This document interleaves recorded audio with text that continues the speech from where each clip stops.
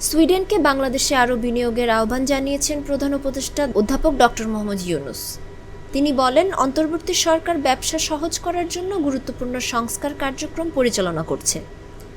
সোমবার ঢাকায় নিযুক্ত সুইডেনের রাষ্ট্রদূত নিকোলাস উইক্স তেজগাঁওয়ে প্রধান উপদেষ্টার কার্যালয়ে তার সঙ্গে সাক্ষাৎ করতে এলে তিনি কথা বলেন। বাংলাদেশে আরও সুইডিশ বিনিয়োগকে স্বাগত জানিয়ে অধ্যাপক ইউনূস জানান, তার সরকার দুর্নীতি কমাতে, রপ্তানি প্রক্রিয়াকরণ অঞ্চলে বিনিয়োগ সহজ করতে এবং শ্রম আইন নিয়ে আইএলও কনভেনশন অনুমোদনের জন্য কাজ করছে। এ সময় রাষ্ট্রদূত উইক্স বলেন, তার সরকার ডক্টর ইউনূসের নেতৃত্বাধীন অন্তর্বর্তী সরকারের সংস্কারমূলক পদক্ষেপ যেমন পুলিশ, বিচার বিভাগ, নির্বাচন কমিশন এবং সিভিল প্রশাসনে পরিবর্তন আনার প্রচেষ্টাকে সমর্থন করে।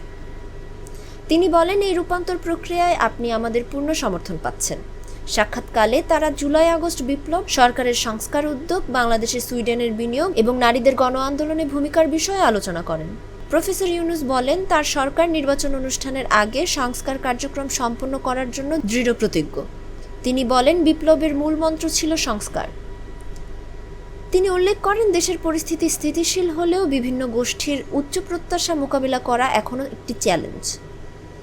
প্রধান উপদেষ্টা বলেন, প্রত্যাশা মোকাবেলা করা একটি বড় কাজ, আমরা চেষ্টা করছি, তবে অত্যন্ত সতর্কতার সঙ্গে এগোচ্ছি। সাক্ষাৎকালে এসডিজি বিষয়ক প্রধান সমন্বয়ক এবং সিনিয়র সচিব লামিয়া মোর্শেদ এবং পররাষ্ট্র মন্ত্রণালয়ের মহাপরিচালক শাহনাজ গাজী উপস্থিত ছিলেন।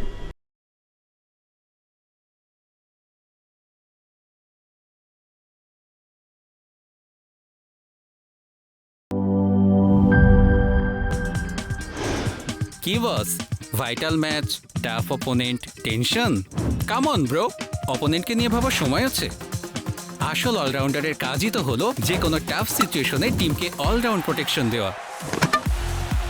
জাস্ট লাইক মাই টাইলক্স, যার অ্যান্টিব্যাকটেরিয়াল এজেন্ট টয়লেটের কোনায় কোনায় পৌঁছে 99% জীবাণু ধ্বংস করে, টয়লেটের কঠিন দাগ ও দুর্গন্ধ দূর করে টয়লেটকে রাখে ক্লিন আর সুবাসিত। টাইলক্স টয়লেট ক্লিনার, ক্লিন মানেই টাইলক্স।